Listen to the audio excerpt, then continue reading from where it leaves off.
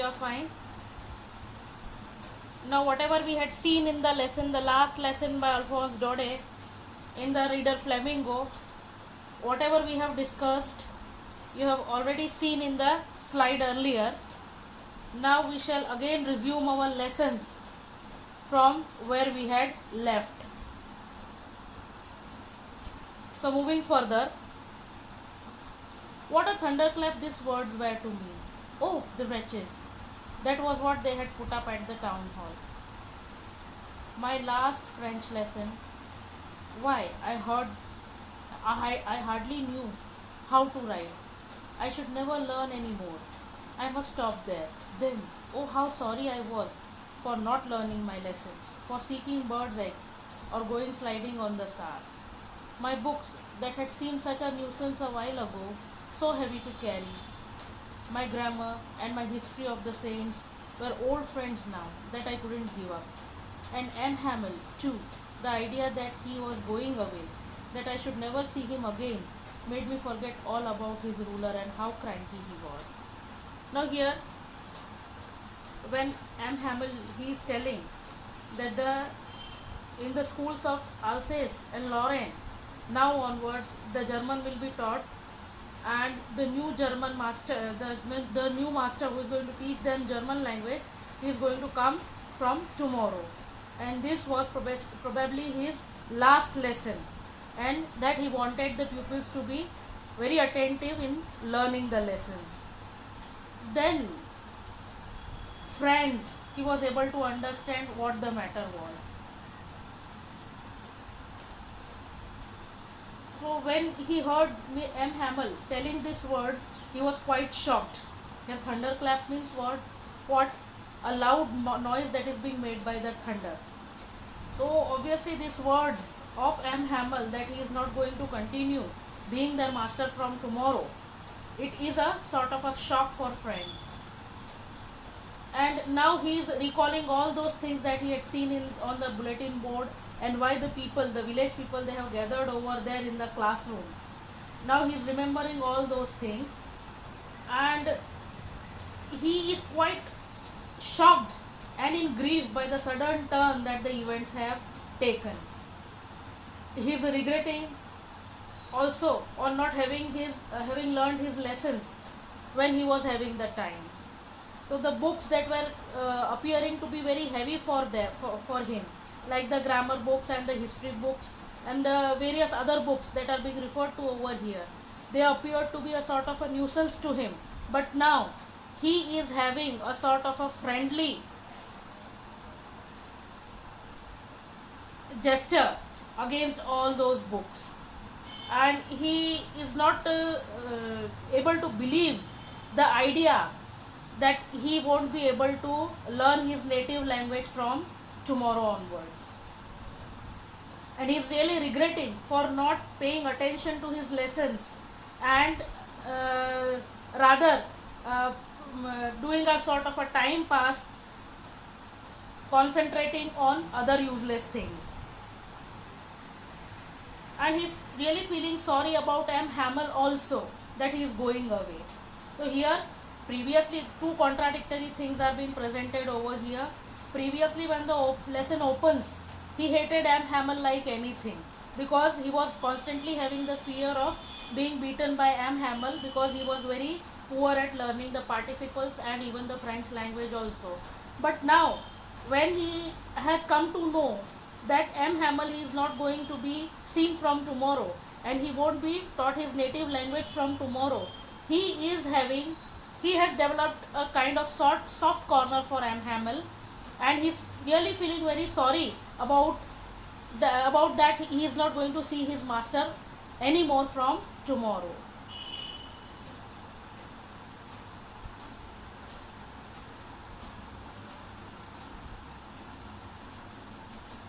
Poor man, it was in honor of this last lesson that he had put on his fine Sunday clothes. And now I understood why the old man of the village were sitting there in the back of the room.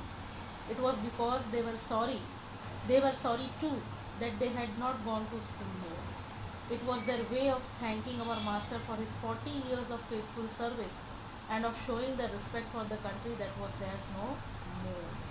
So now he was able to understand why M. Hamel he was wearing those nice clothes that he used to put on only at the time of inspection and when the prize distribution was supposed to take place.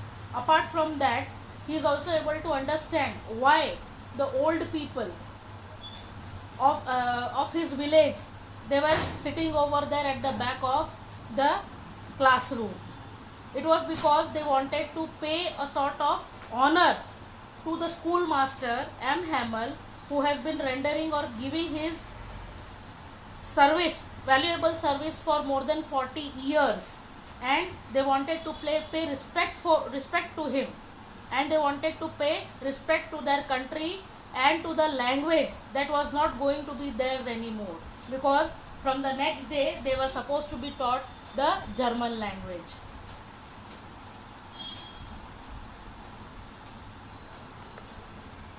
While I was thinking of all this, I heard my name called. It was my turn to recite. What would I not have given to be able to say the dreadful rule for the principal all through my loud and clear and without one mistake.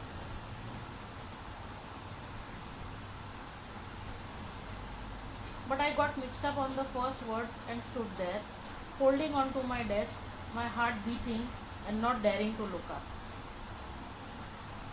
So all of a sudden, when friends, he was thinking about all those things that was going on in his mind. Okay, from tomorrow he is not going to learn the French language, as well as he is not going to see his master also from tomorrow.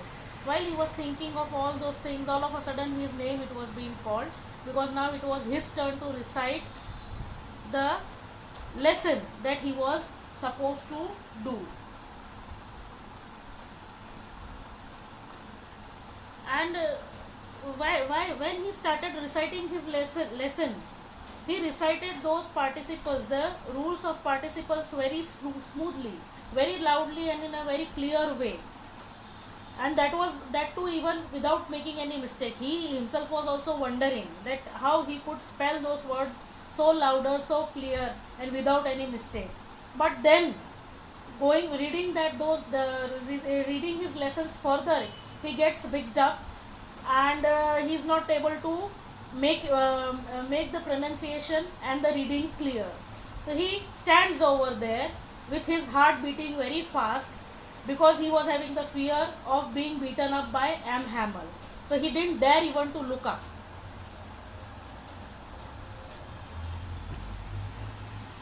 I heard M. Hamel say to me, "I won't scold you, little friends. You must feel bad enough. See how it is. Every day we have said to ourselves, bah, I have plenty of time. I have learned it tomorrow. I will learn it tomorrow. And now you see where you have come out. Ah, that's the great trouble with Alsace. She puts off learning till tomorrow. Now those fellow out there will have the right to say to you, how is it? You pretend to be Frenchmen, and yet you can neither speak nor write your own language. But you are not the worst. Poor little friends, we have all a great deal to reproach ourselves with." Now when he gets confused in the middle of reading his lessons, he feels the fear of being beaten by the master. But then all of a sudden M. Hamel, what does he say to him? He is not going to scold him. Rather, it is his turn now to feel bad about not knowing his own language.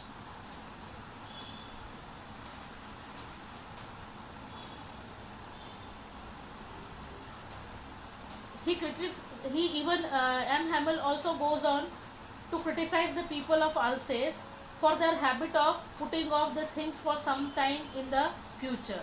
We also have got the habit, such sort of a habit, whereupon when the things or the task that is being given to us, many people like us, what do?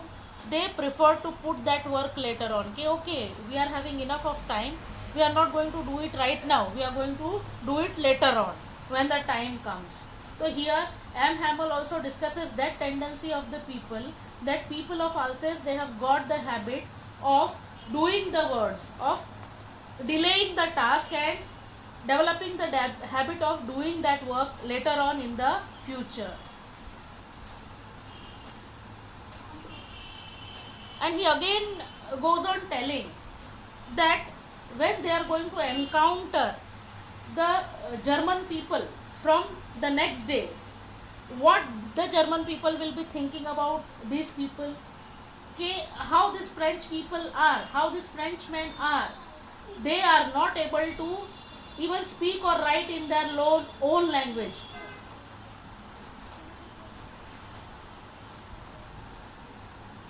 But then he goes on telling it is not with the problem. It is not only the problem with friends, but whole lot of the people living over there, those who are practicing speaking and writing the French language over there, they are supposed to be criticized. Rather, the master goes on telling that he himself should also be criticized for not making them learn and write the French lesson properly.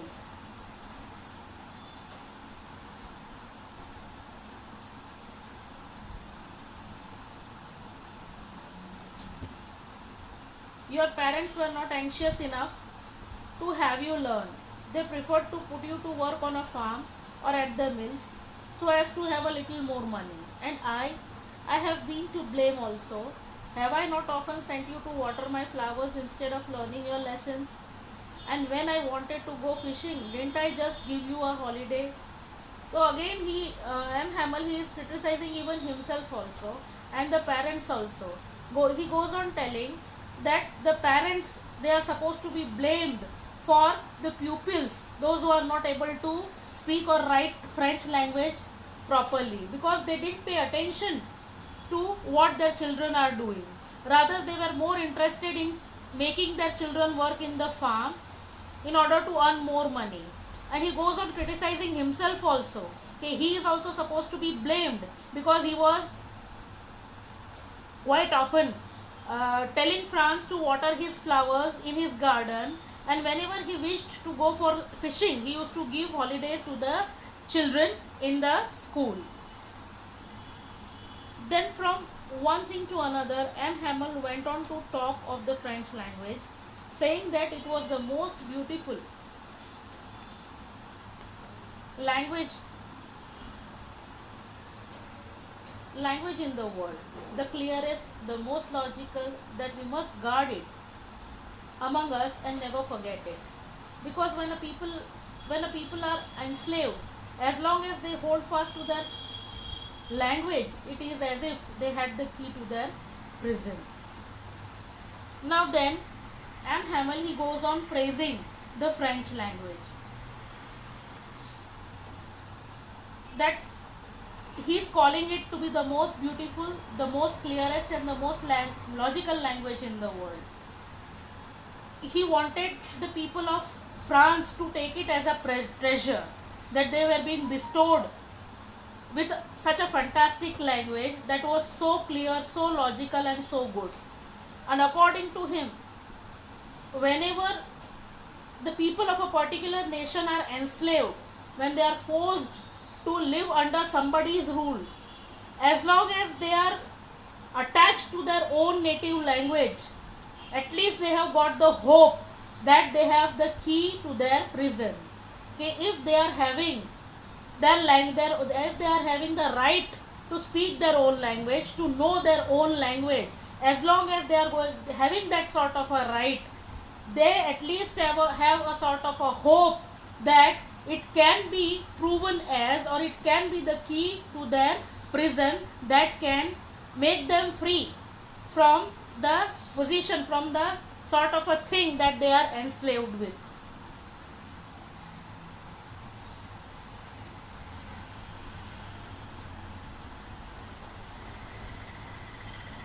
I had never listened so carefully. And sorry. Then he opened a grammar and read us our lesson. I was amazed to see how well I understood it. All he said seemed so easy, so easy. I think too that I had never listened so carefully and that he had never explained everything so much with so much patience. It seemed almost as if the poor man wanted to give us all he knew before going away and to put it all into our heads at one stroke. After making the pupils understand the importance of French language, their own native language, M. Hamel opened a grammar book and taught them their last French lesson. Friends, he was very amazed to see that how well he was able to understand the language at that particular time. Friends thought that he probably never paid much attention in the class and that M. Hamel had never explained everything so clearly and with so much patience. After that, whole of the pupils in the class, they were able to understand the concepts very clearly, and the way they were being presented to them, it made the concepts very clearly. And it seemed that M. Hamel, he wanted to give the knowledge, give as much knowledge to the pupils as much he was having within himself, and he was trying hard to make the children understand each and every concept that were being known by him, and he wanted to put all those knowledge into the minds of those children.